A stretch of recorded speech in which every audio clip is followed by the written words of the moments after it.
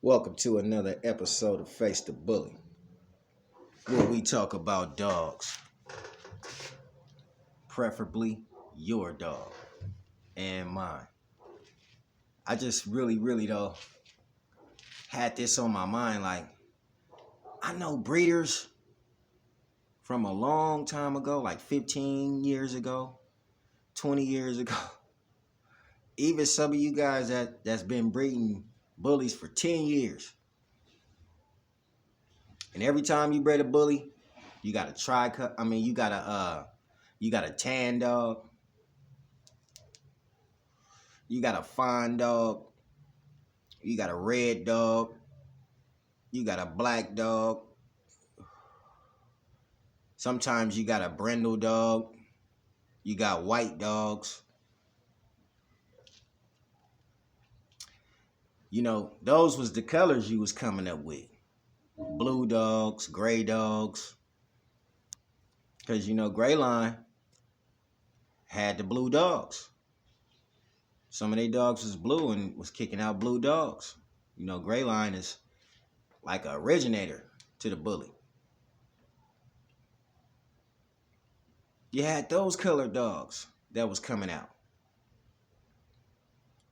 You know, those were the colors of the terrier and the bully breeds that was used to create the American bully. Those were the colors that were coming out on the dogs.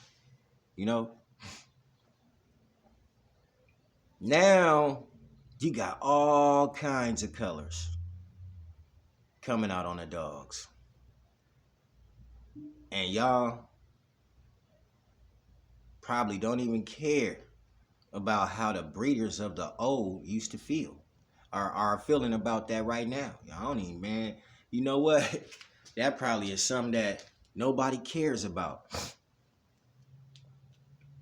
And that really kind of hit me in the head today. Like, how do these people feel spending all their time trying to create an American bully the correct way, but then people come out with all these other dogs that create all these different colors, and then the dog is different, totally different. It's a different dog. It's not the same dog. It ain't even as big as the old school dog. There's nothing old school about the dogs. You know? And to see a dog that don't even look like an edge dog sell for $4 million,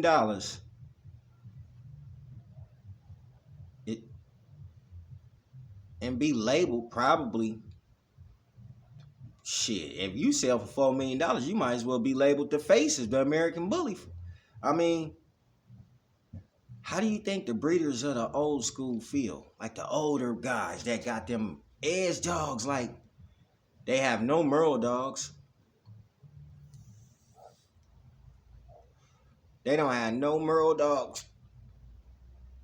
And y'all out here with tons of Merle dogs.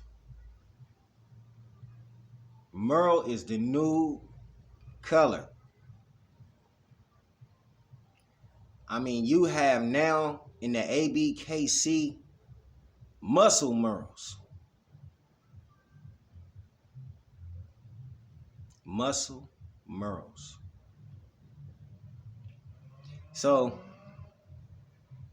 in some shape, forms, and fashions, it just wipes out a lot of the old school breeders because they don't have lilac Razor's Edge dogs. Don't even have them. You know, and lilac is a pretty color. It really is. I can't even wait to get me a lilac bully. It's a pretty color. You know, tricolor is a pretty color. And you know, breeders of the old don't even be having, they didn't used to breed tricolored dogs. A lot of they dogs wasn't tricolored. Like I said, they was more solid colors. They was just a solid color. Most of them was solid color. And it wasn't tri. Most definitely wasn't Merle. See, nobody is knocking the Merle because now that it's in the ABKC, I mean, and we don't know what a bully is, you know. Anybody and everybody can have a Merle now. You know what I mean? It's just like you probably don't want one, you know, but anybody and everybody can have one and breed it to the breed now. See, the double thing, then when you got a double Merle, that's when it gets bad. And a lot of y'all with these Merle dogs, them are already double Merles, triple Merles. Y'all getting whole litters of Merles. So you know this dog got to be inbred in some type of way. I'm not talking about the dogs. They're not ugly. You know what I'm saying? They're not ugly. They dope. If you ask me, they dope. They really sick dogs. I like them. You know what I'm saying? I really like them. They some dope dogs, man. But not one breeder who bred or is breeding Merle will actually tell you where they stole that color from. See, if you don't, you got to know where you stole the color from, man. You just got to. You have to know where you took that color from. It just didn't pop up. Don't say that. Don't even say the Merle gene just popped up in the bully. It did not. How come it didn't pop up in the German Shepherd? How come it didn't pop up in the Rottweiler?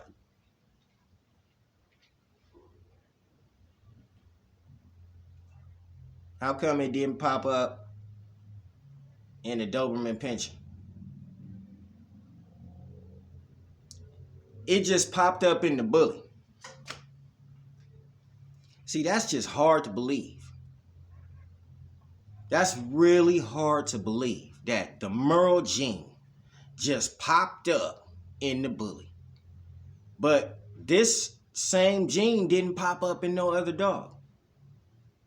Except the dogs that carry that gene. You know what I'm saying? Somebody I was talking to the other day had never seen a miniature collie. Hey man, miniature collies aren't Merle. What are you talking about? I had to show him the AKC standard. They come in many different Merles. What dog did you sneak that Merle color from? Because that dog is also in your program. And that's the only reason that I probably don't approve of the Merle. I never will tell you that they're not cute dogs. Because they are. But how do you think them breeders of the old school feel? If they knew they could have bred Merle dogs, that gene would have been in this gene pool a long time ago. We would have all had a Merle bully. We would have been breeding some of the dopest Merle bullies out here right now. But it wasn't. It wasn't never there. It's just popped up. It just, appeared. But this same gene never appeared in the American Bulldog. This same gene never appeared in the Belgian Malinois. It never appeared. It only appeared in the bully. See, that's when I be telling you. The mad scientist guys that go in their backyard and pull the tarp over their backyard so nobody can see them and commence to jacking something off and shoving it inside a bully. Them is the guys that you need to be asking where this gene came from. Let me tell you something, man. There is no such thing as a gene just popping up in the dog, like a Merle gene. Out of all the genes, the death gene, the one that really will kill a dog, pops up in just the American Bully itself. And then they got smaller. I don't know where that fucking gene came from, but that's a gene. Like I mean, you know what? Beanstalk was a very pretty dog,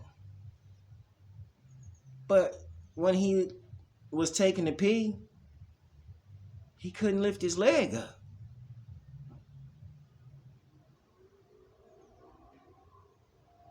I even see some bully dogs squat down like a female to pee. Man, it's crazy. And then they want me to believe that this gene just popped up. It didn't. It was put there.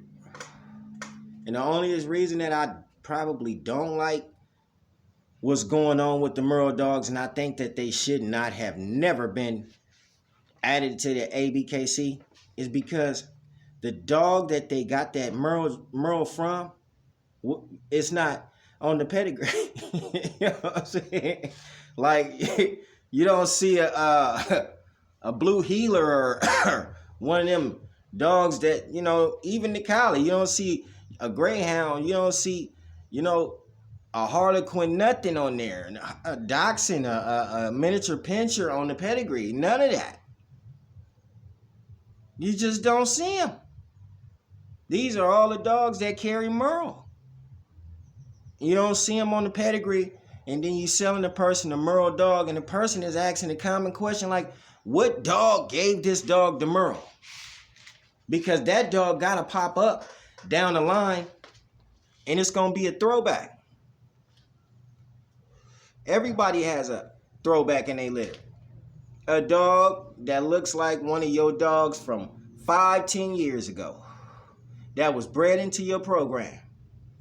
And you thought he was completely probably out of your program because you took probably his head or his shoulders or his tail from him. And you thought you'd never see that dog again. But, you know, maybe like 3-4 generations down the line, he reappears. The whole dog.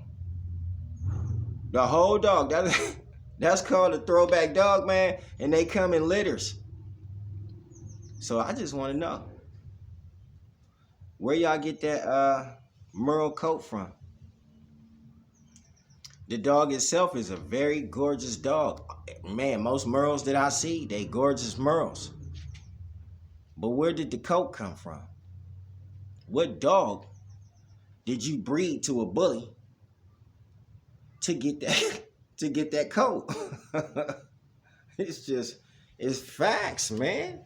Like, what dog did you breed to get that coat? Is the onlyest question that I'm asking.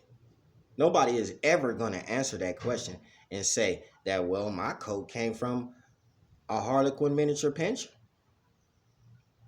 Well, my coat came from a harlequin dachshund. You know, well, my coat came from, and then y'all got ticks, tick dogs. You know, dogs with ticks, that's a nice color. I'm not talking about the color. But these are all new things. New, you know? It seems like I'm joking, but I'm telling you the truth. These are all new things. You used to see all white dogs, or a white dog with a black patch, a white dog with patches on his back. But I ain't never seen no. Now you got Merle ticks. Blue Merle ticks. Whoa. That's a pot of soup right there. A blue Merle tick. That's a pot of soup right there. And the dog is really nice. It's a nice looking dog. But it's a whole new breed of a different American Bully that you probably used to seeing. Red Merle ticks, brown Merle ticks. They got 3 colors on one dog. Lilac Merle ticks. I'm just keeping it funky, man. Keeping it real, keeping it gutter right now. Hey, look. I'm gonna tell you like this. I have no problem with no color on these dogs. I have no problem with them. I think a lot of the colors on the dogs are beautiful. They're beautiful colors on those dogs. Although the dog that gave them the color isn't on the pedigree, and you most definitely can't call it an American Bully. You know, because that would be disrespecting the American Bully itself. You know, the breeders of the old school who bred this dog just for you to even put color on it. Like, people, see, when it comes to breeding them little dogs, that's not a bully. You know, everybody can breed that now. Everybody can go and get a pug and breed it to a Boston Terrier, and there you go. Boom, you got you a exotic. And you take that, you go cross that up with, you know what I'm saying, probably a French Bulldog. You want to keep it small so you don't add the English Bulldog. I don't know, Elisa, where I live at, people don't add the English Bulldog. They add the what they add? They add the French Bulldog, and some of them even, I don't know how they created micro bulldogs. You know what I'm saying? Micro French Bulldog. The dog already micro anyway, but this dog is smaller than the AKC French Bulldog. For real. See, that right there lets me know that you bred it to something.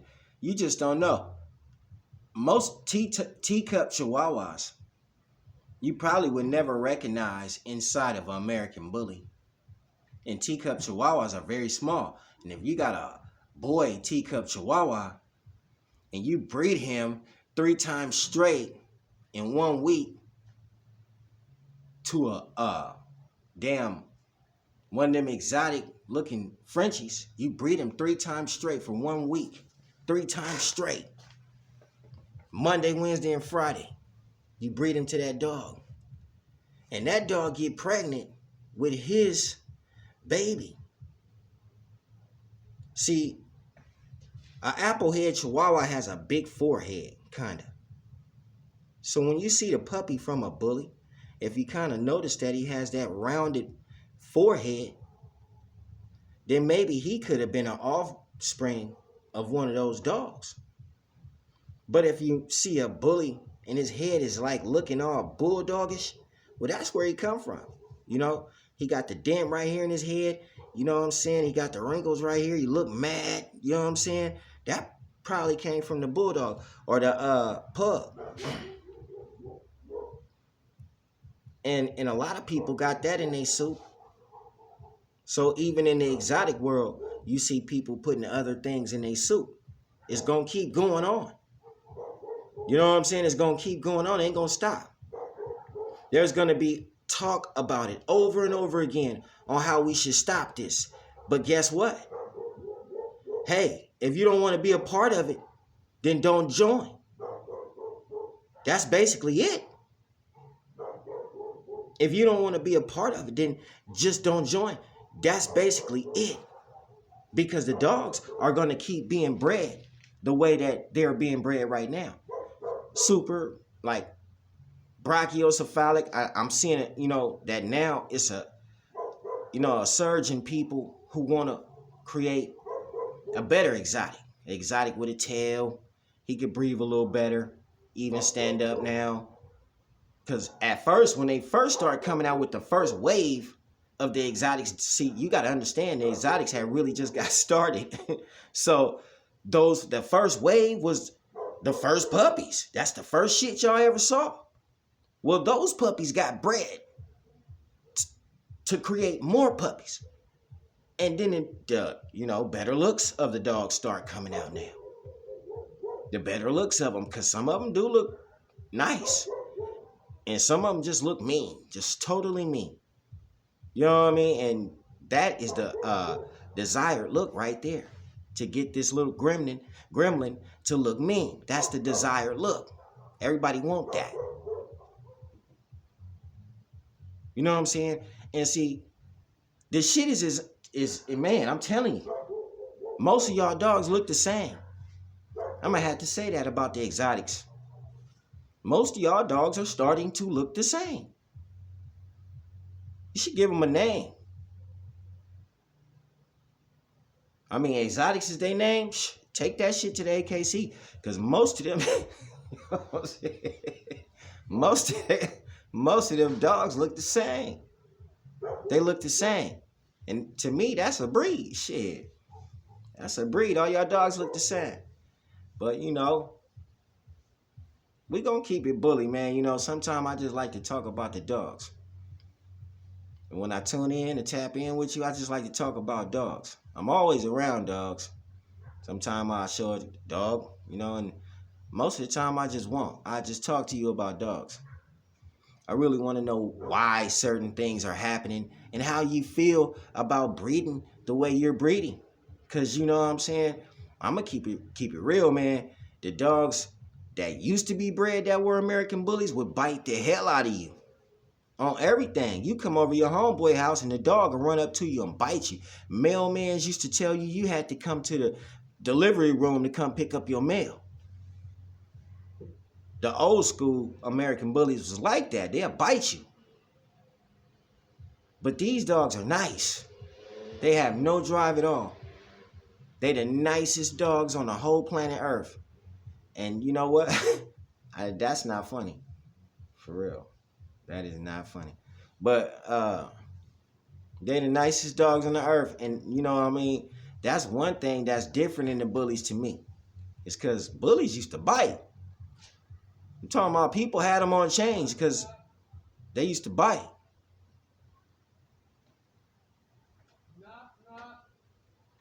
So that's just something to think about till we meet again right here on Face the Bully.